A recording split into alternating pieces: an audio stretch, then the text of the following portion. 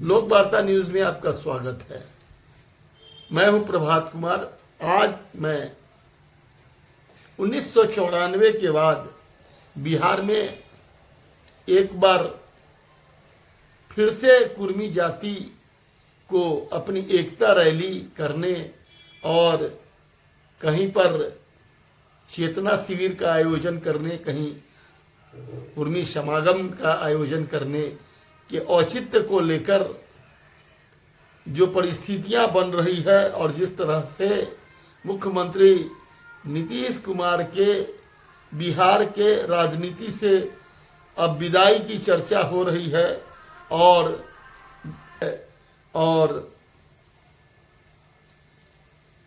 कुर्मी चेतना rally जो 1994 में हुई थी, उसके बाद एक बार फिर से इस जाति को अपनी एकजुटता और एकता दिखाने के लिए मशक्कत करनी पड़ रही है। इसके पीछे क्या कारण है, क्या संयोग है, इन बातों को लेकर एक विशेष बातचीत लोक वार्ता के लिए कुर्मी एकता रैली जो 19 फरवरी को पटना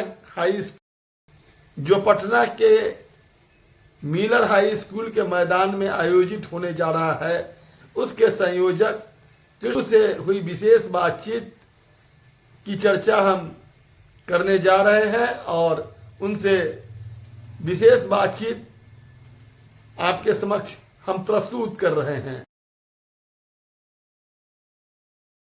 के बाद कुर्मी चेतना रैली 1994 में हुई थी, उसके बाद अचानक कुर्मी एकता रैली 2025 में करने का आपका मकसद या अचानक इस समाज को ऐसी जरूरत क्यों महसूस हुई? देखिए, हमारे समाज के 30-35 संगठनों में जिसकी सूची इसके पीछे सभी दर्ज है, सभी ने मिलकर एक बैठक किया 5 जनवरी को कि हम लोग क्यों ना अलग अलग समाज की भलाई के अलग अलग क्षेत्र में काम कर रहे हैं और साथ मिलकर समाज की बेहतरी करके काम करें। हमारे बहुत सारे ऐसे संगठन हैं जो बेटे बेटियों को शादी में मदद कर रहे हैं, जो हमारे समाज के हैं। बहुत से संगठन जो हमारे समाज के बच्चे प्रतिभावान उनको मदद करते हैं। तो इस तरह उसको हम फैलाव चाहते हैं, उसका लाभ समाज के पूरे वर्ग को लोग, हम नेताओं के बारे में जानते हैं, हमारे विधायक कौन है, सांसद कौन है, मंत्री कौन है, फिर हमारे समाज के अच्छे किसान कौन है, हमारे समाज के अच्छे वकील कौन है, अच्छे पत्रकार कौन है, अच्छे वैज्ञानिक कौन है। हम उनसे भी इंस्पायर होकर अपने बच्चों को प्रेरित कर सकते हैं कि आप पढ़ाई लिखाई शिक्षा के दम पर समाज में बहुत बड़ा स्थान बना सकते हैं और हमारे लिए प्रेरणा का स्रोत है। दूसरी बातें रही कि हमारे महापुरुषों के बारे में हमारे नौजवान पीढ़ी नहीं जान पा रही है। हम जब सीतामढ़ी गए पटेल छात्रावास के उद्घाटन में, तो वहाँ रामफल मंडल जी के बारे में जाने कि रामफल मंडल जी 7 अंग्रेजों को मारकर फांसी के फंदा गले लगा लिए। हम जब विधानसभा में गए तब हम जाने कि 7 शहीद की जो मूर्ति लगी है उसमें 3 लोग हमारे हैं, शहीद रामानंद प्रसाद, रामगोविंद प्रसाद, राजेंद्र प्रसाद।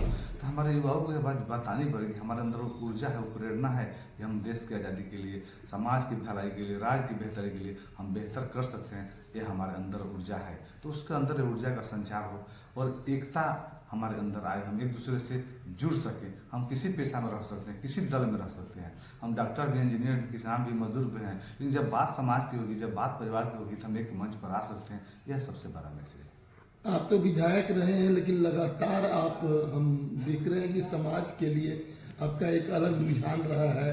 आपका जगहों पर पटेल छात्रावास का निर्माण कराया है, अभी रामफल मंडल जी के लिए मकान बनाकर उनकी चाबी सौंपा है, जबकि कई लोग कई तरह की बातें करते हैं, लेकिन आप लगातार अनवरत समाज में एक अकेला विधायक है जो लगातार समाज के लिए कुछ प्रयास अलग ढंग से कर रहे हैं। देखिए, हम क्षेत्र के लिए भी करते हैं, क्षेत्र में मेरा छूता नहीं है। मेरे 32 पंचायत है, कभी किसी क्षेत्र के लोगों से पूछेंगे मेरे यहाँ क्या किए हैं, सब में कुछ न कुछ हम काम किए हैं और समाज मेरा मदद किया है।